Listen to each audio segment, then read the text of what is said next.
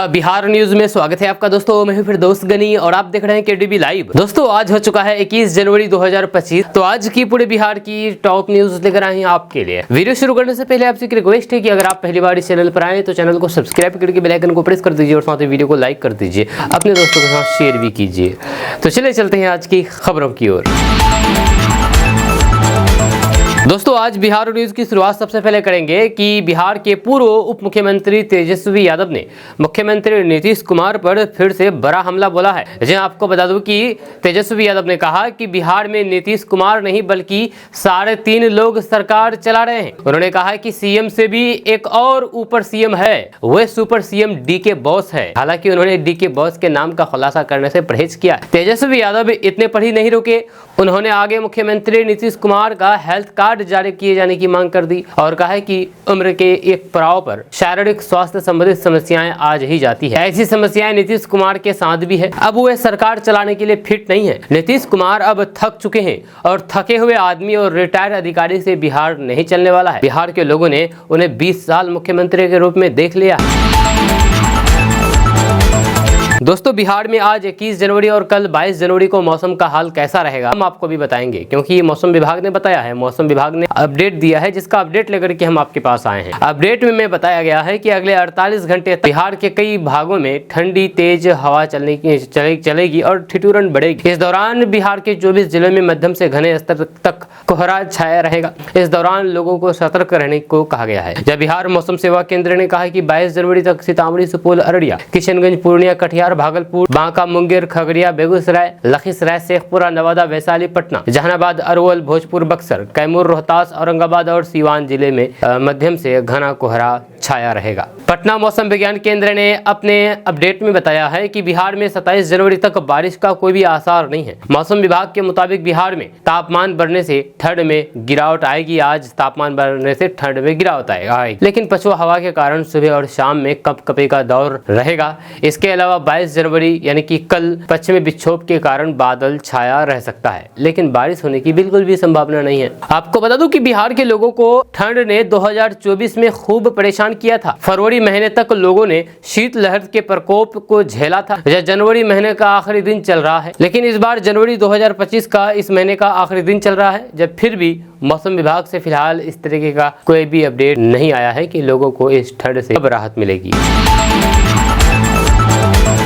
दोस्तों बिहार में घर बनाने के लिए अब 50-50 हजार सरकार के द्वारा दिया जाएगा। आपको बता दूं कि बिहार सरकार ने एक महत्वपूर्ण कदम उठाते हुए उन लोगों के लिए सहायता प्रदान करने की घोषणा की है जिन्होंने साल 1996 से 1 अप्रैल 2010 के बीच इंदिरा आवास योजना के तहत अपना आवास निर्माण पूरा नहीं कराया था। अब उन लोगों को आर्थिक मदद मिल रही है ताकि वे अपने अधूरे घरों को पूरा कर सके। बिहार सरकार के इस पहल से बिहार में लाखों लोग लाभान्वित हो सकते हैं। जब बिहार सरकार द्वारा दी जाने वाली यह सहायता 50,000 रुपए की राशि के रूप में होगी। ये राशि लाभार्थियों को 2 किस्तों में दी जाएगी। पहले चरण में 25,000 रुपए और फिर दूसरे चरण में बचे हुए 25,000 रुपए दिए जाएंगे। इस योजना का उद्देश्य उन लाभार्थियों को मदद पहुंचाना है जिन्होंने पहले ही इंदिरा आवास योजना के तहत अपने घर का निर्माण शुरू किया था, लेकिन किसी कारणवश पूरा नहीं कर पाए थे। दोस्तों बिहार में इस साल विधानसभा चुनाव होने वाले हैं। चुनावी साल में केंद्र की नरेंद्र मोदी सरकार बिहार को मालामाल कर सकती है। इस साल बजट में बिहार को बहुत कुछ मिलने वाला है। सीएम नीतीश कुमार की सरकार ने केंद्र की मोदी सरकार को विकास से संबंधित आवश्यकताओं पर एक 32 पन्नों का निवेदन पत्र भेजा है। इस पत्र में बिहार के बुनियादी ढांचे और विकास के लिए अलग अलग तरह की मांगे शामिल की गई है। जब बिहार के डिप्टी सीएम सम्राट चौधरी ने बताया है कि बिहार के 26 जिलों को बारिश के मौसम में कुशल जल निकासी के लिए अतिरिक्त पुलों और फिर पुलियों की आवश्यकता है। ये विशेष रूप से उत्तर बिहार में वार्षिक बाढ़ की समस्या को ध्यान में रखते हुए किया गया है। जब सम्राट चौधरी ने नेपाल सरकार के साथ सहयोग करने का आह्वान किया है ताकि ऊंचे बांध बनाए जा सके, जिससे बाढ़ प्रबंध कार्यक्रम के तहत गंडक, कोसी और फिर कमला बलान जैसे प्रमुख नदियों से आने वाले बाढ़ को नियंत्रित किया जा सके। बिहार सरकार की तरफ से भेजे गए पत्र में केंद्र से अनुरोध किया गया है कि गंडक, कोसी और फिर कमला जैसी नदियों से आने वाली बाढ़ को नियंत्रित करने के लिए 90% केंद्रीय सहायता वाली योजनाओं को मंजूरी दी जाए। इसके अलावा इन निर्माण कार्यों में लगभग 13,000 करोड़ रुपए की आवश्यकता होगी।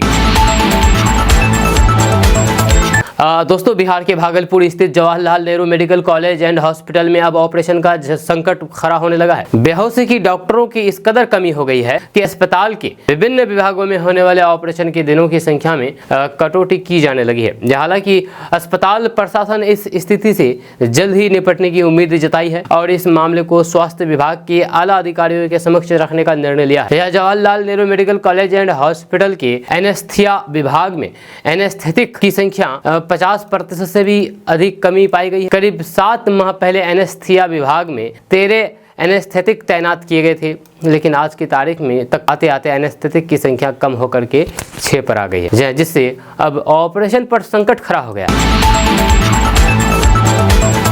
दोस्तों इस समय ठंड अपने चरम पर है। इन दिनों आम जनता से लेकर के किसानों के लिए ठंड का मौसम चुनौती बनता जा रहा है। कई इलाकों में शीतलहर चल रही है। यदि न्यूनतम और फिर अधिकतम तापमान में और अधिक गिरावट आई तो फिर रबी की कुछ फसलों पर खेतों में पाला या फिर झुलसा रोग की संभावना बढ़ जाएगी।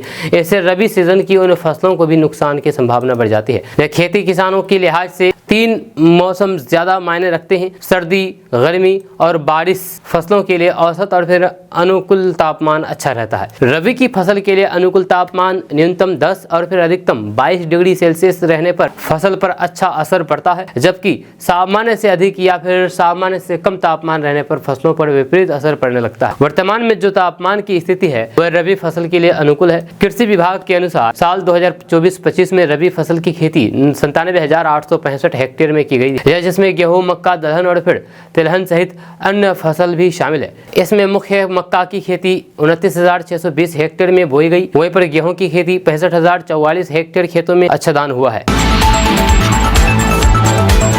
दोस्तों मुख्यमंत्री नीतीश कुमार ने प्रगति यात्रा के दौरान सुपौल जिले को कई योजनाओं की सौगात दी है। इन योजनाओं का उद्देश्य जिले के विकास को नई गति देना और फिर यहां की जनता के जीवन स्तर को सुधारना है। इन घोषणा की जानकारी देते हुए मुख्यमंत्री नीरज कुमार बबलू ने बताया है कि बीरपुर में एक आधुनिक हवाई अड्डा का निर्माण होगा, जिससे इन क्षेत्र की कनेक्टिविटी और फिर पर्यटन को बढ़ावा मिलेगा। इसके साथ ही शहर में एक दूसरा बस स्टैंड भी बनाया जाएगा, जो यात्रियों को बेहतर सुविधा प्रदान करेगा। जैसे सिमराही में फ्लाईओवर ब्रिज का निर्माण किया जाएगा, जिससे यातायात में सुधार होगा और फिर लोगों को जाम की समस्या से निजात मिलेगी, राहत मिलेगी। इसके साथ ही बीरपुर में नया रजिस्ट्री ऑफिस स्थापित होगा, जो कि स्थानीय निवासियों की प्रशासनिक जरूरतों को पूरा करेगा। वहीं पर सुरसर नदी के जीर्णोद्धार की योजना भी घोषित की गई है। इसके अलावा त्रिवेणीगंज और फिर पिपरा में बाईपास बनाया जाएगा, जो इन दोनों क्षेत्रों में यातायात को सुगम बनाएगा। धार्मिक और फिर सांस्कृतिक महत्व को ध्यान में रखते हुए तिल्हेश्वर मंदिर का पूर्ण विकास किया जाएगा, जिससे ये स्थान श्रद्धालुओं और फिर पर्यटकों के लिए एक और अधिक आकर्षक बन सके।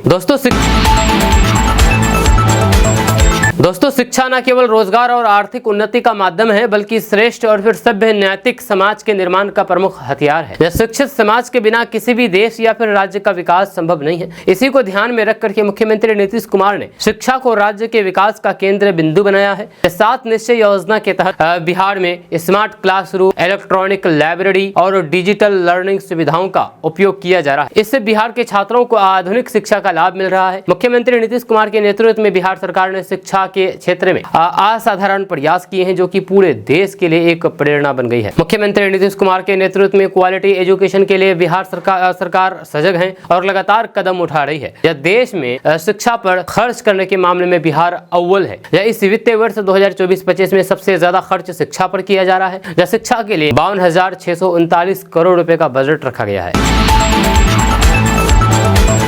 दोस्तों कांग्रेस नेता राहुल गांधी के जाति आधारित जनगणना पर दिए गए बयान को लेकर के राजनीति गर्मा गई है। AIMIM बिहार प्रदेश अध्यक्ष अमर विधायक अख्तरुल इमान ने राहुल गांधी के बयान पर जमकर के निशाना साधा है। उन्होंने कहा है कि राहुल गांधी राष्ट्रीय मुद्दों की बात करते हैं, लेकिन अपने पार्टी शासित राज्यों में जाति आधारित जनगणना कराने से क्यों बच रहे हैं। आपको बता दूं कि राहुल गांधी ने हाल ही में बिहार के जाति आधारित जनगणना रिपोर्ट को फर्जी और लोगों को बेवकूफ बनाने वाला करार दिया था। इस पर प्रतिक्रिया देते हुए AIMIM नेता अख्तरुल इमान ने किशनगंज में कहा है कि बिहार में आई जाति आधारित गणना के आंकड़े अल्पसंख्यकों और फिर दलितों की वास्तविक स्थिति को दर्शाते हैं। उन्होंने कहा है कि जाति आधारित जनगणना की रिपोर्ट में दलित और फिर मुसलमानों को लेकर के कई आंकड़े ऐसे आए हैं जिनका सच्चाई से गहरा ताल्लुक है। अख्तरुल इमान ने कहा है कि जाति आधारित जनगणना की रिपोर्ट में बिहार सरकार की नौकरी में अल्पसंख्यक समुदाय और फिर दलितों की अनदेखी की गई। ये आंकड़े सत्य दिख रहे हैं। अख्तरुल इमान ने राहुल गांधी पर कटाक्ष करते हुए कहा है कि उनका कहना सही है कि जाति आधारित जनगणना राष्ट्रीय स्तर पर होनी चाहिए, लेकिन पहले राहुल गांधी को वैसे राज्यों में जातीय आधारित जनगणना करवाना और लागू करना चाहिए जहां उनकी सरकार है। इसके बाद बाकी जगहों के बारे में सोचें। वहीं पर मुख्यमंत्री नीतीश कुमार की प्रगति यात्रा के किशनगंज दौरे की पर भी अख्तरुल ईमान की प्रतिक्रिया सामने आई। उन्होंने कहा है कि इस क्षेत्र को विकास की सख्त जरूरत है। मुख्यमंत्री के आगमन को लेकर के उन्होंने कहा है कि वे प्रगति यात्रा के तहत किशनगंज तो आ रहे हैं, मगर यहाँ आकर के लोगों के विकास और क्षेत्र के विकास को लेकर के प्रगति करें। यहाँ बाढ़ की स्थिति काफी गंभीर है। जब बड़ी नदियों के पुल का निर्माण कराया जाए, खाड़ी और फिर खरखड़ी में पुल का निर्माण होना चाहिए। यहाँ कल कारखाने की काफी आवश्यकता है, उसका निर्माण कराना चाहिए। दोस्तों, बिहार के लोगों के लिए एक बड़ी खुशखबरी है। बिहार सरकार के प्रयासों से बिहार राज्य पथ परिवहन निगम के बेरे में 225 बसें जुड़ने जा रही है। 110 बसें पटना पहुंच गई तथा 89 सीएनजी के साथ 115 बसें जल्द ही पटना आ जाएगी। जब परिवहन विभाग फरवरी के अंत तक बिहार के सभी हिस्सों के लिए बसों का परिचालन शुरू करने जा रहा है। इससे लोगों को बड़ी राहत मिलने की उम्मीद है। आपको बता दूं कि परिवहन सचिव संजय कुमार अग्रवाल ने बिहार राज्य पथ परिवहन निगम के प्रशासनिक अतुल कुमार वर्मा को निर्देश दिया है कि बिहार के सभी हिस्सों को जोड़ना है। सभी 40 सीटर 2x2 नॉन एसी बसें हैं। सभी में सीसीटीवी कैमरे लगे हैं। 70 करोड़ की लागत से 225 बसों की खरीद की गई है। दोस्तों, बिहार का पहला मशरूम मॉल खुलने जा रहा है। अब आपके मन में सवाल उठ रहा होगा कि आखिर कहां पर यह मशरूम मॉल खुलेगा। तो आपको बता दूं कि मशरूम से निर्मित उत्पादकों के लिए अब लोगों को भटकने की जरूरत नहीं पड़ेगी। जहां एक ही जगह पर एक ही छत के नीचे लोगों को सारे उत्पाद मिल जाएंगे। फिलहाल मशरूम के 12 से अधिक प्रोडक्ट तैयार हो रहे हैं। इसमें गुलाब जामुन, बिस्किट, समोसा, रसगुल्ला, पनीर, लड्डू पाउडर, ठेठुआ एवं कोफ्ता शामिल है। यह बिहार का पहला मशरूम मॉल होगा। डॉक्टर राजेंद्र प्रसाद केंद्रीय विश्वविद्यालय पूसा के वैज्ञानिकों ने मशरूम का बिस्किट, अचार, समोसा, खोआ, पकौड़ा और रवा, पनीर और गुलाब जामुन बनाने की तकनीक विकसित की है। भारतीय कृषि अनुसंधान परिषद दिल्ली की वर्चुअल बैठक में इस पर मोहर लग चुकी है। जहां व्यावसायिक उत्पादन के लिए किसानों और फिर उद्यमियों को तकनीक से अवगत कराया जा रहा है। मशरूम की कई प्रजातियां हैं। दोस्तों, बिहार पंचायती राज विभाग ने बिहार ग्राम कचहरी में सचिव के 1583 पदों पर भर्ती निकली है। इसके लिए आवेदन प्रक्रिया 16 जनवरी से शुरू हो चुकी है। आवेदन की आखिरी तारीख 29 जनवरी 2025 तक है। उम्मीदवार बिहार पंचायती राज विभाग की ऑफिशियल वेबसाइट ps.bihar.gov.in पर जाकर के आवेदन कर सकते हैं। उम्मीदवार का मान्यता प्राप्त बोर्ड से 12वीं पास होना जरूरी है। इसके साथ समकक्ष योग्यता भी होनी चाहिए। बिहार पंचायती राज विभाग में आवेदन के लिए अनारक्षित वर्ग के उम्मीदवारों की अधिकतम आयु 37 वर्ष और फिर पिछड़ा वर्ग, अत्यंत पिछड़ा वर्ग के पुरुष महिला उम्मीदवारों की अधिकतम आयु 40 वर्ष होनी चाहिए। आवेदन करने के लिए अनारक्षित वर्ग के उम्मीदवारों को 500 रुपये आवेदन शुल्क देना होगा, जबकि अन्य पिछड़ा वर्ग, अनुसूचित जाति, जनजाति, EWS वर्ग को 250 रुपये आवेदन शुल्क देना होगा। दोस्तों, बिहार के Patna Ara Sasaram 4 lane greenfield NH 119A के विस्तार को केंद्र से हरी झंडी मिल गई है। अब इस 4 लेन NH को वाराणसी टू कोलकाता एक्सप्रेसवे से जोड़ा जाएगा। इसके लिए बिहार सरकार के निवेदन पर नेशनल हाईवे ने बनवाने की तैयारी शुरू कर दी है। इस 4 लेन हाईवे को लेकर के टेंडर जारी कर दिया गया है, जिसके लिए चयन प्रक्रिया शुरू कर दी गई है। जानकारी के अनुसार जिस कंपनी को इसका टेंडर मिलेगा उसको इसका कार्य 2.5 साल में पूरा करना होगा। साथ ही साथ अगले 15 साल तक उसकी देखभाल भी करनी होगी। यह हाल ही में केंद्र सरकार की तरफ से इस 4 लेन हाईवे को मंजूरी मिली है। ऐसे में मई जून 2018 तक इसका कार्य पूरा करने का अनुमान है। वहीं पर इस सड़क के बन जाने से पटना, आरा और फिर सासाराम जिले के लोगों को सीधा लाभ मिलेगा, जहां पर पटना से लखनऊ, दिल्ली जाने के लिए अच्छी सुविधा मिलेगी। साथ ही साथ इसी परियोजना के तहत आरा शहर में एक रिंग रोड भी बनेगा। इस रिंग रोड के बन जाने से आरा शहर में ट्रैफिक समस्या और फिर बेहतर हो जाएगी। जब पटना से आरा और फिर सासाराम तक बनने वाले इस 4 लेन को 2 शिफ्ट में बनाया जाएगा। इसके पहले शिफ्ट में सोन नदी पर बिंदोल और फिर कोसीहान के बीच एक पुल बनाया जाएगा। दोस्तों, बिहार के समस्तीपुर जिले से मुकेश कुमार ने लोकसभा में नेता प्रतिपक्ष राहुल गांधी के बयान पर रोसरा कोर्ट में याचिका दायर की। उनका आरोप है कि राहुल गांधी के भाषण ने उन्हें मानसिक आघात पहुंचाया, जिसके चलते उनके हाथ में दूध की बाल्टी गिर गई और 250 रुपए का नुकसान हो गया। जब मुकेश कुमार ने कोर्ट में दिए गए बयान में कहा कि राहुल गांधी का भाषण देशद्रोही जैसा था। 15 जनवरी को दिल्ली के इंदिरा भवन में कांग्रेस मुख्यालय में राहुल गांधी ने बीजेपी और RSS पर निशाना साधते हुए कहा था कि अब लड़ाई केवल बीजेपी और RSS से नहीं बल्कि बल्कि इंडियन स्टेट्स से है। मुकेश कुमार के मुताबिक ये बयान सुनते ही वे भयभीत हो गए, डर गए, जिससे उनके हाथ से दूध से भरी बाल्टी नीचे गिर गई। इस घटना से न केवल उनका आर्थिक नुकसान हुआ बल्कि उनकी भावनाएं भी आहत हुई। मुकेश कुमार ने अपने बयान में कहा है कि देश के खिलाफ गलत टिप्पणी करना हर नागरिक के लिए कष्टदायक है। एक जिम्मेदार नागरिक होने के नाते मैंने इस मामले को कोर्ट तक ले जाने का फैसला किया। कोर्ट इस मामले में 17 फरवरी को सुनवाई करेगा। दोस्तों, गरीब परिवारों की आय बढ़ाने और फिर उन्हें स्वरोजगार से जोड़ने के लिए बकरी पालन से जोड़ा जा रहा है। ऐसे परिवारों को पशुपालन विभाग की ओर से अनुदानित दर पर बकरियां दी जा रही है। हालांकि इसके लिए आपका नाम बीपीएल परिवार की सूची में दर्ज होना चाहिए। इसके तहत सामान्य वर्ग के बीपीएल परिवारों को करीब 12,000 रुपए तक 3 बकरियां खरीदने के लिए अनुदान दिया जाएगा, जबकि SC/ST के लाभुकों को 13,500 रुपए अनुदान मिलेगा। जिले में इस साल 21 सामान्य वर्ग के बीपीएल लाभुकों और फिर 107 SC/ST लाभुकों को अनुदानित दर पर बकरियां दी जाएगी। आपको बता दूं कि समेकित बकरी और फिर भेड़ विकास योजना के तहत अनुदान पर गरीब परिवारों को बकरियां दी जा रही है। जब बीपीएल परिवार को उन्नत नस्ल की 3 बकरियां दी जाएगी। यह 3 बकरियों को एक इकाई माना गया। ऐसे में इस योजना के तहत एक परिवार को एक इकाई से अधिक लाभ नहीं दिया जाएगा। पशुपालन विभाग की ओर से प्रति इकाई लागत 15,000 रुपए निर्धारित किया गया है। अगर आप भी बकरी पालन करना चाहते हैं तो आप इस योजना का लाभ उठा सकते हैं। आपको बता दूं कि इसमें से सामान्य वर्गों को इकाई लागत पर 80% अनुदान दिया जा रहा है, जबकि SC/ST को 90% अनुदान दिया जा रहा है। दोस्तों, बिहार में जहरीली शराब ने एक बार फिर से कहर बरपाया है, जहाँ 7 परिवारों में मातम पसर गया है। दरअसल बात यह है कि बिहार के पश्चिमी चंपारण जिले में कथित तौर पर जहरीली शराब पीने से 7 लोगों की जान चली जाने की खबर सामने आई, जिसके बाद सनसनी मच गई है। जिला प्रशासन ने मामले की गंभीरता को देखते हुए जांच के आदेश दिए हैं। हालांकि जान जाने की खबर सही वजह क्या है, इसका पता लगा पाना भी मुश्किल हो रहा है, क्योंकि सभी शव का अंतिम संस्कार पहले ही कर दिया गया। शराबबंदी वाले इस राज्य में ये घटना अवैध शराब के बढ़ते खतरे और फिर प्रशासन की चुनौतियों को फिर से उजागर कर रही है। जब पश्चिमी चंपारण के पुलिस अधीक्षक यानी कि SP चौड़े सुमन ने पुष्टि की है कि सभी लोगों की जान लौरिया थाना क्षेत्र में गई, जहां पर उन्होंने ये भी कहा है कि हाल ही में 2 लोगों की जान गई थी। शराब नहीं पिया था, फिर भी उनकी जान गई थी। सुमन ने बताया है कि एक व्यक्ति की जान ट्रैक्टर दुर्घटना में हुई, जबकि दूसरे को लकवा का दौरा पड़ा था, जिसकी वजह से इन दोनों की जान गई। दोस्तों, बिहार में भूमि की सही यानी कि जमीन की सही और सुरक्षित लेन देन सुनिश्चित करने के लिए सरकार ने खेतों की जमाबंदी को आधार से जोड़ने की पहल की है। इस कदम का उद्देश्य न केवल जमीन की खरीद बिक्री की प्रक्रिया को सरल और सुरक्षित बनाना है, बल्कि इसे जमीन से जुड़े हुए धोखाधड़ी और फिर विवाद और अनाधिकृत कब्जे जैसी समस्याओं को भी कम किया जा सकेगा। जब जमीन की जमाबंदी आधार से जुड़ी होती है तो फिर यह सुनिश्चित करता है कि केवल वैध मालिक ही जमीन की बिक्री, खरीद या फिर अन्य किसी भी प्रकार का लेन देन कर सकते हैं। इससे धोखाधड़ी की संभावना बहुत कम हो जाती है और जमीन के असली मालिक का पता चलता है। वहीं पर यदि जमीन की जमाबंदी में कोई भी बदलाव किया जाता है या फिर जमीन पर कोई भी दाखिल खारिज आवेदन दायर होता है तो फिर संबंधित व्यक्ति को आधार से जुड़े मोबाइल नंबर पर तुरंत सूचना प्राप्त होती है। ये जानकारी जमीन के मालिकों को किसी भी अप्रत्याशित घटनाओं या फिर बदलाव से अवगत कराती है और किसी भी तरह की धोखाधड़ी से बचाव करती है। वहीं पर जमीन की जमाबंदी को आधार से लिंक करने से खरीद बिक्री पर की प्रक्रिया तेज और पारदर्शी हो जाती है, जहाँ खरीदार और फिर विक्रेता दोनों को ये विश्वास होता है कि जमीन का लेन देन सही और वैध है। वहीं पर जमीन से जुड़े हुए किसी भी प्रकार के विवाद जैसे कि मालिकाना हक, कब्जा या गलत दाखिल खारिज को सुलझाने में ये सिस्टम मदद करता है, क्योंकि आधार से जुड़ी हुई जानकारी सरकारी रिकॉर्ड में होती है, इसलिए विवाद सुलझाने में आसानी होती है।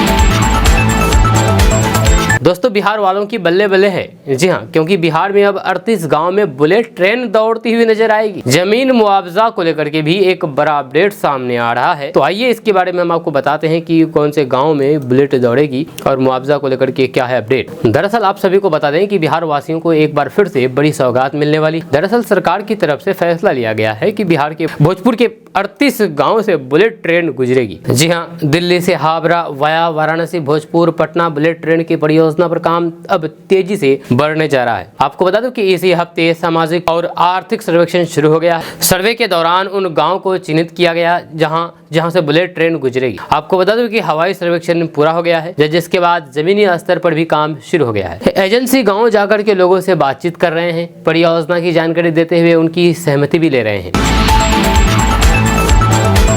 अगर आप भी फ्री राशन का लाभ ले रहे हैं, फ्री राशन योजना का लाभ ले रहे हैं, तो आपके लिए खबर है। दरअसल भारत सरकार ने राशन कार्ड धारकों के लिए बड़े बदलाव कर दिए हैं। जी आपको बता दें कि अब सिर्फ KYC पूरा करने और फिर नया आय प्रमाण पत्र वाले को ही फ्री राशन का लाभ उठा पाएंगे। भारत सरकार ने राशन वितरण प्रणाली को और भी पारदर्शी और प्रभावी बनाने के उद्देश्य से राशन कार्ड के नए नियम 2025 की घोषणा की है। ये नियम 1 जनवरी 2025 से लागू हो गए। अब केवल उन्हीं व्यक्तियों को फ्री राशन का लाभ मिलेगा जो निर्धारित नियमों को पूरा करेंगे। इन बदलाव के तहत KYC को अनिवार्य कर दिया गया है, जिससे ये पता लगाया जा सके कि केवल वास्तविक जरूरतमंद लोग ही इस योजना का लाभ उठा पाए। इसका मुख्य उद्देश्य राशन वितरण प्रणाली में आसानी लाना और फिर अनुपयुक्त व्यक्तियों को लाभ प्राप्त करने से रोकना है। जब सरकार ने KYC को अनिवार्य करने के साथ साथ आय और फिर संपत्ति के आधार भी तय किए हैं। इन नियमों के तहत आय सीमा, संपत्ति सीमा और फिर वाहन स्वामित्व जैसे निश्चित नियम को ध्यान में रखा गया है, ताकि जरूरतमंद व्यक्तियों तक ही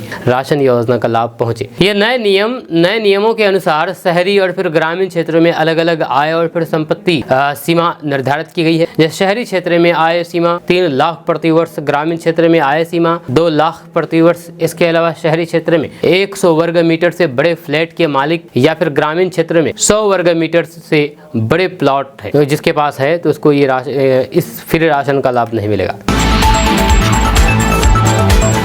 दोस्तों, बिहार में जाति की राजनीति ऐसी है कि ये कभी भी जाति नहीं है। इस बात को लेकर के बिहार के तमाम सियासी दल और फिर राजनेता खूब समझते हैं और जानते हैं। यही वजह है कि अलग अलग राजनीतिक पार्टियां चुनाव के पहले जातीय समीकरण को पूरी तरीके से दुरुस्त कर लेना चाहती है। इसी कड़ी में एनडीए की नजर एक बार फिर से राजपूत वोटरों पर टिक गई है, जो कि कभी एनडीए का मजबूत वोट बैंक हुआ करता था। लेकिन लोकसभा चुनाव के वक्त राजपूत वोटर ने एनडीए को बड़ा झटका दिया था, जिसके बाद से एनडीए अपने परंपरागत वोटर राजपूतों को अपने पाले में करने में जुट गई थी। दरअसल बिहार में एनडीए की नजर राजपूत वोटरों पर है। बात यह कि जगदानंद सिंह के आरजेडी प्रदेश अध्यक्ष पद को छोड़ने की चर्चा के बीच ही एनडीए को एक बड़ा मौका मिल गया है कि वे छिटके हुए राजपूत वोटरों को अपने पाले में कर सके। दरअसल आरजेडी में जगदानंद सिंह के अलावा फिलहाल कोई भी बड़ा राजपूत चेहरा नहीं है। ऐसे में एनडीए की कोशिश है कि मौके का फायदा उठाया जाए और राजपूत वोटरों को अपने पाले में कर ले। दरअसल हाल ही में आरजेडी के राष्ट्रीय सम्मेलन में जगदानंद सिंह अनुपस्थित रहे, वहीं पर इसके बाद से ही एनडीए में हलचल और तेज हो गई है।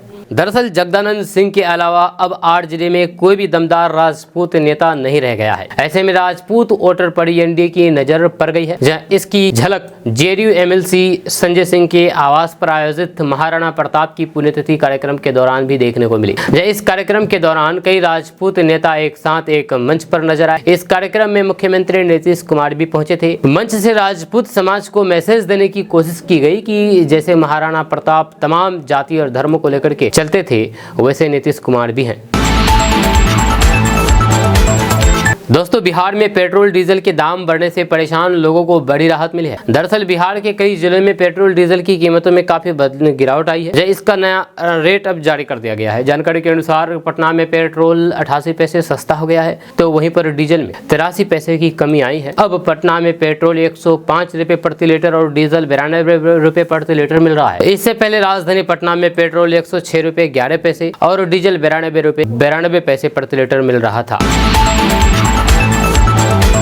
दोस्तों, बिहार की नीतीश सरकार ने केंद्र सरकार से अनुरोध किया है कि गंगा नदी जिन राज्यों से बहती है, उन राज्यों को उसके पानी पर हक होना चाहिए। इसके अलावा बांग्लादेश को गंगा का पानी देने पर भी आपत्ति जाहिर की है। आपको बता दें कि बांग्लादेश को गंगा नदी से मिलने वाले पानी का अधिकतर भाग की आपूर्ति बिहार के हिस्से से होती है और इस कारण बिहार में ही जल संकट की स्थिति आ जाती है। अब बिहार सरकार ने इस ओर ध्यान दिया है और जल संसाधन मंत्री ने कहा है कि इसको लेकर के केंद्र सरकार से अनुरोध किया है। आपको बता दें कि भारत बांग्लादेश जल संधि का अगला साल नवीनीकरण होना है। साल 1996 में भारत के प्रधानमंत्री HDDF गोरा और फिर बांग्लादेश की PM शेख हसीना के बीच गंगा जल बंटवारे को लेकर के समझौता हुआ था। इसके तहत दोनों देशों के बीच गंगा जल का बंटवारा किया गया था। भारत बांग्लादेश गंगा जल संधि के 30 वर्षों बाद अब समीक्षा होनी है। ये 2026 में पूरी होगी।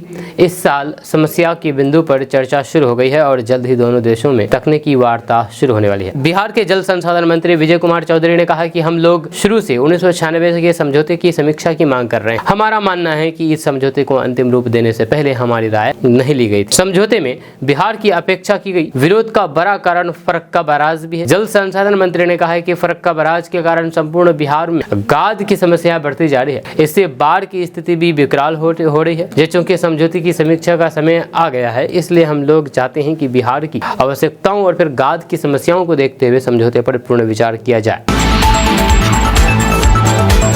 दोस्तों, सुप्रीम कोर्ट ने निर्यात के लिए उत्पादित वस्तुओं को छोड़ करके बिहार में हलाल सर्टिफिकेट के साथ खाद्य पदार्थों की मैन्युफैक्चरिंग, सेल और फिर स्टोरेज और डिस्ट्रीब्यूशन पर रोक लगाने वाली अधियाचना को चुनौती देने वाली याचिका पर सुनवाई की है। ये याचिका जमीयत उलमा हिंद की तरफ से लगाई गई है। इस पर केंद्र सरकार के सॉलिसिटर जनरल तुषार मेहता ने कहा है कि ये हैरान करने वाला है कि सीमेंट, सरिया, आटा, बेसन, यहाँ तक कि पानी की बोतल तक को हलाल सर्टिफाइड किया जाता है। इस सर्टिफिकेशन से लाखों करोड़ रुपए मिलते हैं। जस्टिस BR गंगोई की अध्यक्षता वाली बेंच के सामने सुनवाई के दौरान तुषार मेहता ने मांस आधारित उत्पादों के अलावा अन्य उत्पादों पर सर्टिफिकेट को लेकर के हैरानी जताई है। उन्होंने कहा है कि जहां तक हलाल मांस का सवाल है, किसी को कोई भी आपत्ति नहीं हो सकती है। लेकिन माय लॉर्ड, आप ये जानकर के शॉक्ड हो जाएंगे, जैसे कि मैं कल हैरान रह गया था। यहाँ तक कि इस्तेमाल किए जाने वाले सीमेंट, सरिया को भी हलाल सर्टिफाइड किया गया है। हमें जो पानी की बोतलें मिलती है उन्हें भी हलाल सर्टिफाइड किया गया है।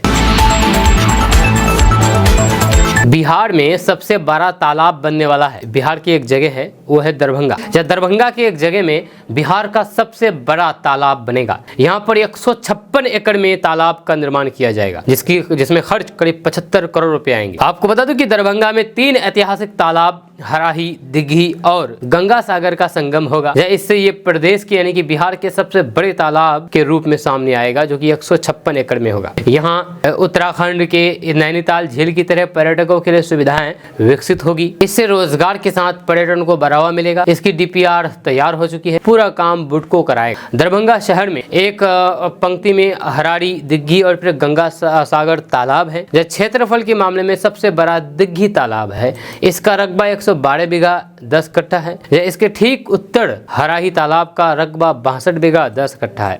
दिघी के ठीक दक्षिण दिशा में तीसरा गंगा सागर तालाब है। इसका रकबा 78 बीघा 2 कट्ठा 10 धुर है। ऐसे में तीनों तालाब का रकबा 253 बीघा 2 कट्ठा 10 धुर हो जाएगा। दरभंगा राज्य की ओर से बनवाए गए तीनों तालाब वैसे तो नहर के जरिए एक दूसरे से जुड़े हैं, लेकिन अतिक्रमण के चलते इनकी स्थिति ठीक नहीं है। पिछले दिनों मुख्यमंत्री नीतीश कुमार प्रगति यात्रा पर दरभंगा पहुंचे, तो फिर उन्होंने तीनों तालाब को एकीकृत करके सुंदरीकरण की योजना का शिलान्यास किया। इसके तहत तीनों तालाब की सफाई होगी। इसके किनारे से अतिक्रमण हटाया जाएगा। इसमें गिरने वाले सीवरेज सहित प्रदूषित जल का डायवर्सन दूसरी ओर होगा।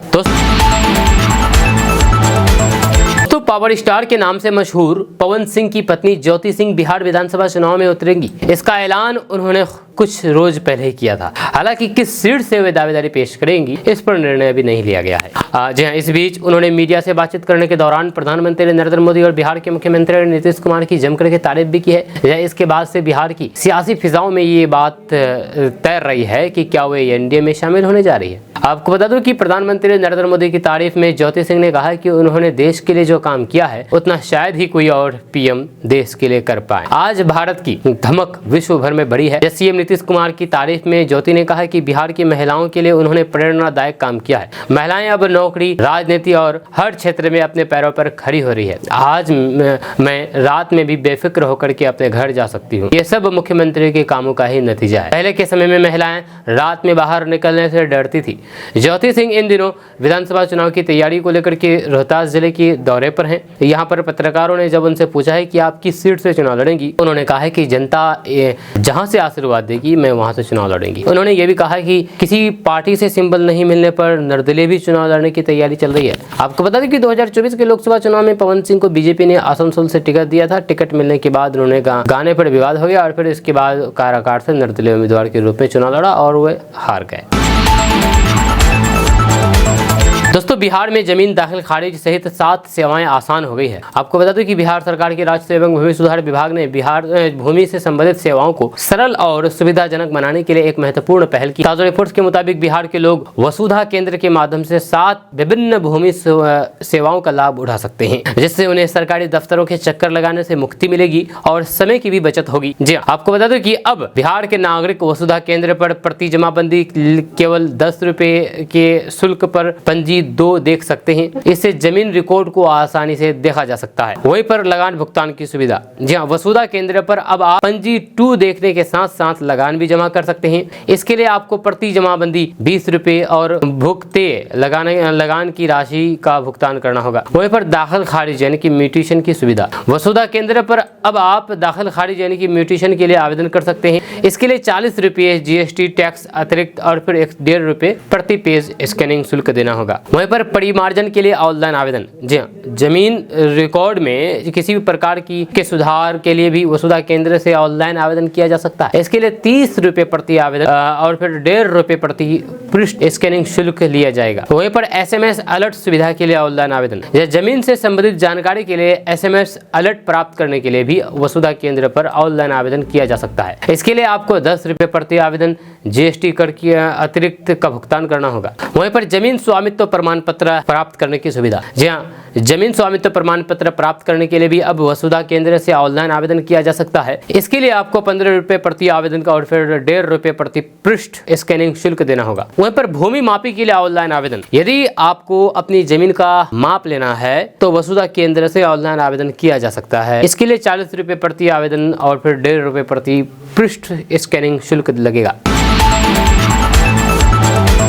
दोस्तों, बिहार में विधानसभा चुनाव से पहले जहां पर इंडिया गठबंधन में खींचतान की खबरें सामने आ रही थी, वहीं पर अब ऐसा लग रहा है कि एनडीए में भी सब कुछ ठीक नहीं चल रहा है। जहां केंद्रीय मंत्री जीतन राम मांझी के बयान से तो यही संकेत मिल रहा है। दरअसल बिहार के जहानाबाद में एक रैली के दौरान जीतन राम मांझी का दर्द छलका था। झारखंड के बाद अब दिल्ली के चुनाव में भी एक सीट नहीं मिलने पर उन्होंने ये कहा कि हमें धोखा दिया गया। लेकिन बिहार विधानसभा चुनाव में ये धोखा नहीं चलने वाला है। जीतन राम मांझी के बयान के बाद बिहार की राजनीति में बवाल मच गया। आपको बता दूं कि सोमवार को इस पर अलग अलग दलों की ओर से अलग अलग प्रतिक्रिया सामने आई। जेडीयू नेता नीरज कुमार ने कहा है कि जीतन राम मांझी का अपमान कौन कर सकता है, एनडीए में औकात दिखाने की जरूरत नहीं है। वहीं पर आरजेडी ने तो जीतन राम मांझी को ऑफर तक दे दिया है कि एनडीए छोड़ करके सम्मान की लड़ाई लड़िए और यहाँ आ जाइए महागठबंधन में, इंडिया गठबंधन में। वहीं पर जेडीयू प्रवक्ता नीरज कुमार ने जीतन राम मांझी के बयान पर कहा है कि बिहार में माँ पिता पालन पोषण अधिनियम लागू है। यहाँ पर कोई भी बुजुर्ग व्यक्ति को अपमानित नहीं कर सकता है। सीएम नीतीश कुमार के रहते अपमान कैसे संभव है। जीतन राम मांझी की पार्टी केंद्रीय मंत्रिमंडल में शामिल है, बिहार के मंत्रिमंडल में भी शामिल है। दोस्तों, एक बार फिर से ज्योति मौर्य वाला केस सामने आया है उत्तर प्रदेश से। दरअसल इस सदी में पति और ससुराल वालों के द्वारा पत्नी के घर वालों से दहेज मांगने की बात तो अब तक आपने सुनी होगी, मगर कानपुर से जो मामला सामने आया है उसे जानकर के आप भी चौंक जाएंगे। जी हाँ, मगर ये सच है। दरअसल बात यह है कि कानपुर में एक पत्नी ने अपने ही पति के साथ रहने के लिए 1 करोड़ रुपए की मांग कर दी है। आपको बता दें कि पत्नी की सरकारी नौकरी लग गई और इसके बाद उसके सुर ही बदल गए। जहाँ उसने अपने पति से ये अनोखी डिमांड कर दी है। जब पत्नी का कहना है कि अगर पति उसके साथ रहना चाहता है तो फिर पहले 1 करोड़ रुपए दें, तभी वे अपने साथ रहेगी। ऐसी डिमांड सुनकर के पुलिस भी हैरान है। दरअसल हालिया दिनों में एसडीएम ज्योति मौर्य और फिर उनके पति के बीच विवाद काफी चर्चा में रहा था। इसी तरह का एक मामला कानपुर के नौबस्ता थाना क्षेत्र से सामने आया है, जहां पर बजरंग नाम के एक युवक की शादी साल 2023 में गाजियाबाद के लक्षित नाम की लड़की से हुआ था। शादी के बाद लक्षिता ने अपने पति बजरंग से सरकारी टीचर बनने की इच्छा जताई। पत्नी के सपने को पूरा करने के लिए पति ने जी तोड़ मेहनत की, उसको पढ़ाया लिखाया और सरकारी टीचर बनाने के लिए उसको अलग अलग संस्थानों में महंगी फीस अदा करके कोचिंग दिलाई पत्नी को। पति की मेहनत और हौसला अफजाई से लक्षिता ने जल्द ही अपने सपने को साकार किया और वह सरकारी टीचर बन गई। टीचर के पद पर तैनात होते ही लक्षिता ने पति बजरंग से किनारा करना शुरू कर दिया। धीरे धीरे उनके रिश्ते खराब होने लगे। परेशान होकर के बजरंग ने पत्नी लक्षिता से इसकी वजह पूछी। इसके बाद लक्षिता मायके चली गई। मायके पहुंच करके उसने बजरंग से कहा कि मैं तुम्हारे साथ ऐसे नहीं रह सकती, तुम्हारी कोई हैसियत नहीं है। जब पत्नी ने बजरंग से कहा कि अगर तुम मुझे 1 करोड़ रुपए दो तो मैं तुम्हारे साथ पहले की तरह रह सकती हूँ, नहीं तो नहीं। जब पत्नी लक्षिता की ये बातें सुनकर के बजरंग के पैरों तले जमीन ही खिसक गई। पति परेशान होकर के उसने लक्षिता के माता पिता से बात की, लेकिन कोई भी नतीजा नहीं निकला। अब पीड़ित पति ने कानपुर पुलिस से मामले की शिकायत की है और केस दर्ज कराया है। पति पुलिस से मदद की गुहार लगाई है जिससे पत्नी उसे वापस मिल सके। बजरंग ने बताया है कि वह बहुत परेशान है, उसकी खूब बेइज्जती हो रही है और उसकी पत्नी उसके पास रहने को तैयार नहीं। रहने के एवज में पत्नी 1 करोड़ रुपए मांग रही है। कानपुर में एक स्कूल संचालक बजरंग भदौरिया ने अपनी पत्नी लक्षिता सिंह और फिर उसके घर वालों के खिलाफ नौबस्ता थाने में रिपोर्ट दर्ज कराई है। जब पीड़ित पति के मुताबिक उसकी शादी साल 2020 में दिल्ली की रहने वाली लक्षिता सिंह के साथ हुई थी। शादी के बाद दोनों कानपुर में रह रहे थे। इसी दौरान पत्नी की दिल्ली में सरकारी स्कूल में टीचर की नौकरी लग गई। नौकरी लगने के बाद ही वे अपने पिता के पास चली गई। जब उसने साफ कह दिया है कि अगर वह उसके पास रहने आएगी तो उसे पहले 1 करोड़ रुपए चाहिए। अब पीड़ित पति ने कानपुर पुलिस से मामले की शिकायत की है और केस दर्ज करवाया है। न्याय की गुहार लगा रहे हैं। वहीं पर पीड़ित पति का कहना है कि उसके ससुर और दोनों साले भी उसे धमकी दे रहे हैं। जहाँ पिता का साफ कहना है कि जब तक 1 करोड़ रुपए नहीं मिलेंगे वह बेटी को ससुराल नहीं भेजेंगे। पति का कहना है कि पत्नी भी धमका रही है कि अगर उस पर प्रेशर बनेगा तो उसे और परिवार को दहेज उत्पीड़न में फंसा देगी। जब पीड़ित पति ने अपनी पत्नी, ससुर और फिर उस साले के खिलाफ नौबस्ता थाने में रिपोर्ट दर्ज कराई है। जब पति का आरोप है कि उसके ससुर और साले ने उसके साथ मारपीट भी की है। दोस्तों, बिहार वासियों के लिए एक बहुत बड़ी खुशखबरी है। खुशखबरी है कि बिहार के 305 गांव से नया एक्सप्रेसवे गुजरेगा। आपको बता दूं कि उत्तर प्रदेश के गोरखपुर से पश्चिम बंगाल के सिलीगुड़ी तक बनने वाली राजमार्ग का अधिकांश हिस्सा बिहार में पूरा होगा। इस राजमार्ग पर बिहार में 8 जिलों के 305 गांव आएंगे। यह एक्सप्रेसवे का DPR तैयार है। अगले महीने जमीन अधिग्रहण भी शुरू हो जाएगा। DPR के अनुसार बिहार में एक्सप्रेसवे का निर्माण 2755 हेक्टेयर निजी जमीन पर और 168 हेक्टेयर सरकारी जमीन पर होगा। इसके लिए 2923 हेक्टेयर जमीन दी जाएगी। ये राजमार्ग पश्चिम चंपारण के 15, पूर्वी चंपारण के 69, शिवहर के 7, सीतामढ़ी के 33, मधुबनी के 66, सुपौल के 43, अररिया के 47, किशनगंज के 25 गांवों से गुजरेगा।